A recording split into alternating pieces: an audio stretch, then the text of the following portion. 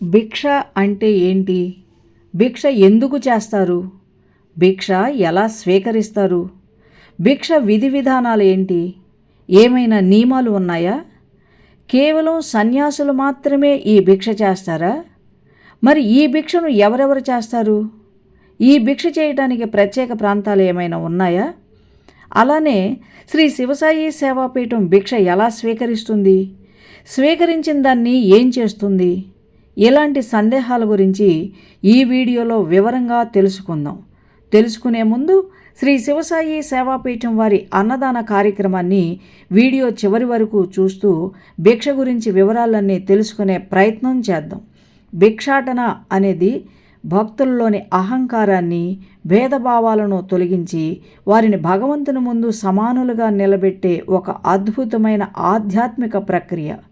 కొన్ని ప్రాంతాలలో దేవునికి మొక్కులు చెల్లించుకోవటానికి, అహంకారాన్ని వదిలించుకోవటానికి ఉన్నవారైనా లేనివారైనా భిక్షాటన చేస్తారు.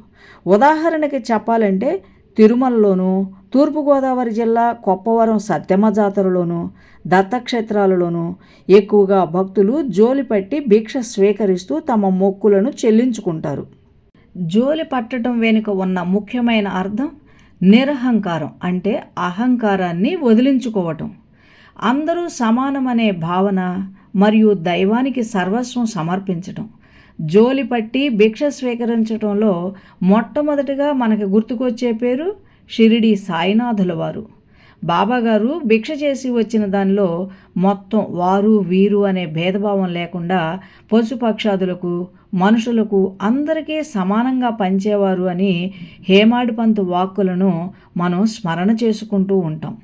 ఇంతే కాకుండా దీనివల్ల పాప పరిహారం కూడా జరుగుతుంది. ఇల్లు శుభ్రం చేయటం, ధాన్యం దంచటం, ఇంకా ఇటువంటి పనుల్లో మనకి తెలియకుండానే ఎన్నో చిన్న చిన్న ప్రాణులు చనిపోతుంటాయి. బాబా వారి ఇళ్ల నుండి భిక్ష స్వీకరించడం ద్వారా ఆ దోషాలను, పాపాలను హరిస్తారని భక్తుల ప్రగాఢ నమ్మకం.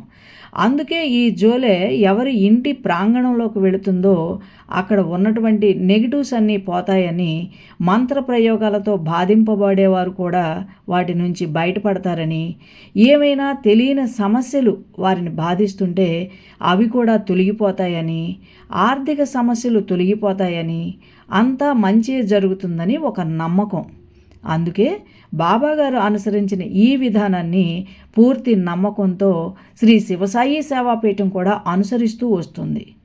అసలు శ్రీ శివసాయి సేవాపీఠం భిక్ష ఎందుకు చేయాల్సి వస్తుందో మీకు ఈ సందర్భంలో తెలియచేస్తా. మన ఈ పీఠం తరపున గత 5 సంవత్సరాల నుండి ప్రతి గురువారము అన్నదాన కార్యక్రమాన్ని చేపట్టి 300 నుండి 400 మంది వరకు అన్నప్రసాద వితరణ చేస్తూ వస్తుంది. ఇందుకోసమే గురు పూర్ణిమకు ముందు 11 గురువారాలు సంకల్పంతో కూడిన సచ్చరిత్ర పారాయణాన్ని 500 మందితో చేయిస్తూ, పారాయణ చేసిన వారు ఇచ్చే దక్షిణతోనూ, గురు పూర్ణిమకు ముందు 11 రోజుల పాటు మా దగ్గర నుండి భిక్ష స్వీకరించండి అని అడిగిన వారింటికి వెళ్ళి భిక్ష స్వీకరిస్తూ వస్తున్నది. ఇలా దక్షిణ తీసుకుంటూ భిక్ష చేస్తూ ఎందుకు ఇంత శ్రమ పడుతూ ఈ అన్నదాన కార్యక్రమం చేయాల్సి వస్తుంది అని కదా మీ సందేహం. మీ సందేహాన్ని నివృత్తి చేస్తాను. దత్తాత్రేయ అవతారంగా త్రిమూర్తి స్వరూపుడిగా భావించే షిరిడి సాయినాథుల వారికి ఎంతో ప్రీతికరమైన కార్యక్రమం ఈ అన్నదానం. బాబావారే స్వయంగా వండి వడ్డించేవారని సచ్చరిత్రలో చదువుకున్నాం. ఎవరినైనా మనం పూర్తిగా సంతృప్తి పరిచేది అన్నం పెట్టినప్పుడు మాత్రమే. ఎవరైనా పూర్తిగా సంతృప్తి చెందేది కేవలం ఈ అన్నప్రసాదాన్ని స్వీకరించినప్పుడు మాత్రమే. అందుకే మన ఈ కార్యక్రమంలో అన్నప్రసాదాన్ని స్వీకరించడానికి వచ్చిన వారు పూర్తిగా సంతృప్తి చెందేలా, సంతృప్తి చెందిన వారి ఆశీర్వాదం మీ అందరికీ చెందేలా, భిక్ష ఇచ్చిన వారు, భిక్ష స్వీకరించిన వారు పూర్తి సంతృప్తి పొందేలా శ్రీ శివసాయి సేవాపీఠం ఒక పద్ధతి ప్రకారం కొన్ని విధి విధానాలతో, నియమాలతో కూడిన భిక్ష చేస్తున్నది. భిక్ష చేసేటప్పుడు పూర్తి ఆహార నియమాలు పాటిస్తూ, నేలపడకతో శరీరాన్ని నియంత్రిస్తూ, గురునామస్మరణతో భిక్ష స్వీకరిస్తూ, కేవలం గురు పూర్ణిమకు మాత్రమే 11 రోజుల పాటు భిక్ష చేస్తూ వస్తున్నది. అందరి సహకారంతో ఈ భిక్ష కార్యక్రమం జరుగుతున్నది. ఈ భిక్ష చేయటానికి బాబావారి ఆశీర్వాదం ఎంతో ఉంది అని అనడానికి నిరూపణగా ఈ భిక్ష చేసేటప్పుడు చాలామంది మీతో మేము కూడా చేస్తామండి అని అంటూ ఒక సంకల్పాన్ని పెట్టుకొని భిక్ష చేసినప్పుడు వారి సంకల్పాలు నెరవేరుతున్నాయి. ఇది ఎన్నోసార్లు నిరూపణ అయ్యింది కూడా. ఈ సంవత్సరం జూలై 29వ తేదీ గురు పూర్ణిమ సందర్భంగా జూలై 15వ తేదీ సాయంత్రం 4 గంటలకు గురుముఖేన జోలిధారణ చేసి భిక్ష ప్రారంభించబడుతుంది. భిక్ష విజయవాడ చుట్టుపక్కల మరియు నాన్ లోకల్ కూడా చేయబడుతుంది.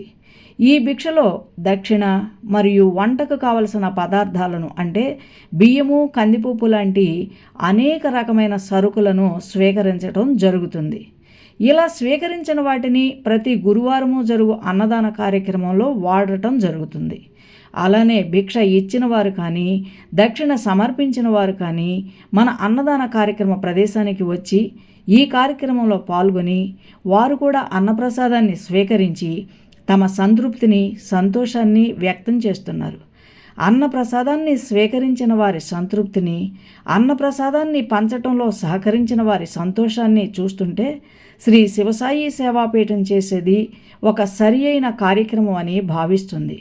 ఈ అన్నప్రసాదాన్ని సుమారు 5 నుండి 8 గురువారాలు క్రమం తప్పకుండా స్వీకరిస్తే తమకు ఉన్నటువంటి అనారోగ్య సమస్యలన్నీ తొలగిపోతున్నాయని, ఒక పూర్తి ఆరోగ్యం చేరుతుందనే ఒకే ఒక నమ్మకంతో వచ్చి ఈ ప్రసాదాన్ని స్వీకరిస్తున్నారు చాలామంది. ఈ కార్యక్రమంలో పాల్గొన్న ప్రతి ఒక్కరికి మంచి జరగాలని, బాబాగారు వారి సంకల్పాలను నెరవేర్చాలని, వారి మనోభీష్టాలను సిద్ధింపచేయాలని, సకల అష్టైశ్వర్య ఆయురారోగ్యాలను ప్రసాదించాలని మనస్ఫూర్తిగా శ్రీ శివసాయి సేవాపీఠం కోరుకుంటుంది. వచ్చేవారు మరొక వీడియోతో కలుద్దాం. జై సాయిరాం.